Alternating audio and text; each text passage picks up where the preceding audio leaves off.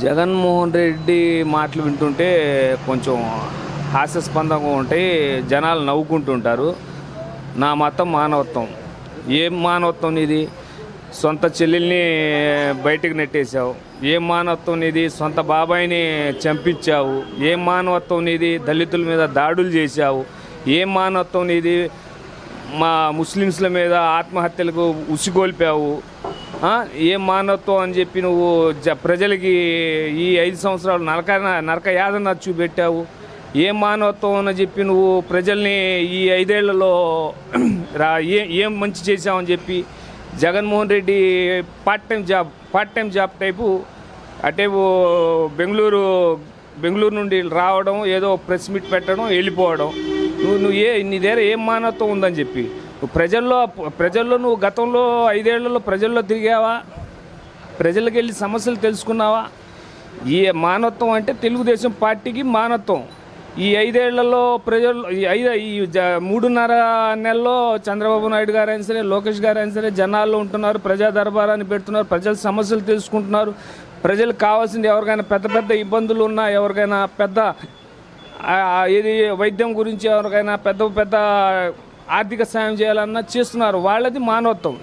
నీదేం మానవత్వం? నీది ప్రజల మీద పడి దోచుకోవడం, ఏదో 4 పథకాలు ఇవ్వడం. అది నువ్వు రాగానే నువ్వు 3.5 నెలలు అయింది.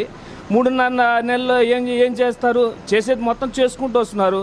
నువ్వు ప్రభుత్వంలో 2019లో ఎక్కి 1.5 తర్వాత ఈ పథకాలు పెట్టావు. తర్వాత ఎన్ని సంవత్సరాలు ఇచ్చావు నువ్వు? 3 సంవత్సరాలు ఇచ్చావు.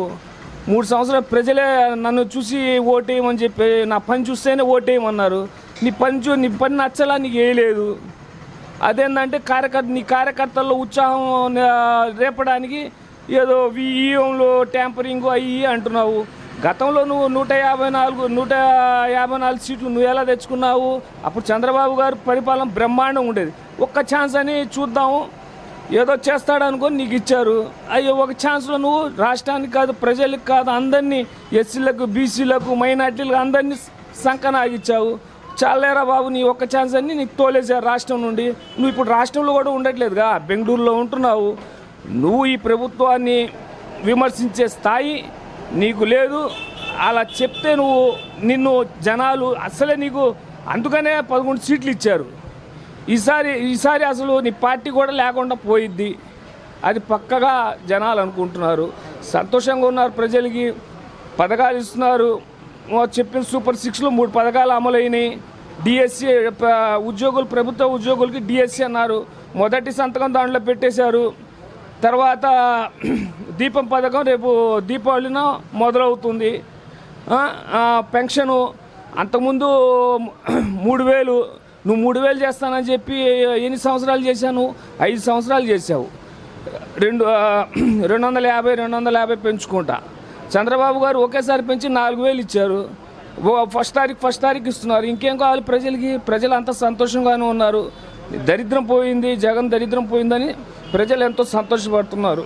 అంత రాష్ట్ర ప్రజలంతా. నువ్వు ఉంటే బాగుండేదైతే నువ్వు చెప్పావు, సింహం సింగల్గా వస్తుంది, తర్వాత ఏమో సిద్ధం, ఏదేదో వైనాట్ 175 ఏదేదో చెప్పుకున్నావు కదా. నీకు అందుకనే 11 సీట్లకు పరిమితం చేశారు. నీ 11 మంది కూడా ఏ పార్టీలో జంప్ అవ్వడానికి చూస్తున్నారు. మామూలుగా జనసేనలో వెళ్ళాలా, టీడీపీలో వెళ్ళాలని చెప్పి. మిగిలేదు నువ్వు ఒక్కడివే, జగన్మోహన్ రెడ్డి ఒక్కడే మిగిలేది. అంతేలే కానీ జగన్మోహన్ రెడ్డి ఏదో జనాల్లో ఉన్న కార్యకర్తల్లో ఉత్సాహం రేపాలని చెప్పి ఏదో వాళ్ళకి కల్లి కబుర్లు మాటలు చెప్తున్నాడు.